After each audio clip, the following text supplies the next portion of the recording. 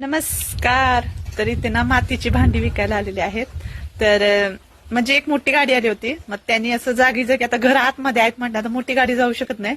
मग त्याने अशी जागी जागी भांडी उतरवल्यात आणि एका माणसाला उतरलं त्या गाडीमधून. म्हणजे तो एक माणूस आता वरती म्हणा, इकडे म्हणा, तिकडे ही भांडी घेऊन विकणार. तर तुम्हाला मी भांडी दाखवते, चला मग. तर आता इथे उतरवल्यात. तो बघा, तो चाललाय घेऊन. बघा दिसतं का मला माहिती नाही. त्याच्या हातामध्ये भांडी आहेत, तर त्याचीच आहेत. त्याने तिथे बहुतेक या वरच्या घरामध्ये तो गेलेला.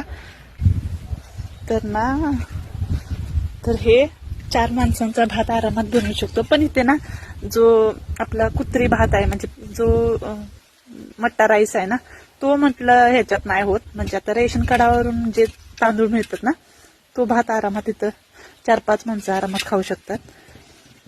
तर ह्याच्यामध्ये आपण आरामात भाजी बनवू शकतो. छोटसच आहे, 4-5 माणसांची भाजी.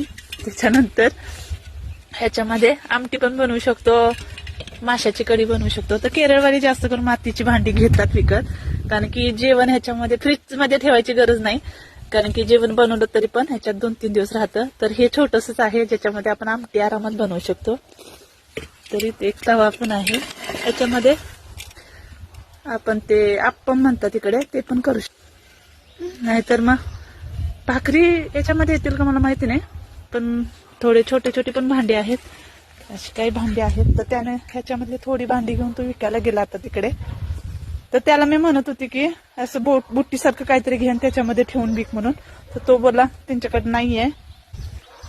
तर आणि याचं जेवण ना खूप चांगलं होतं. माझ्याकडे सगळी भांडी आहेत, म्हणजे माझ्याकडे 4-5 भांडी तरी आहेत. पण माझ्याकडे आहेत ती 3 आहेत, ती काळ्या मातीपासून बनलेली आहेत आणि तांबड्या मातीपासून आहेत बाकीची.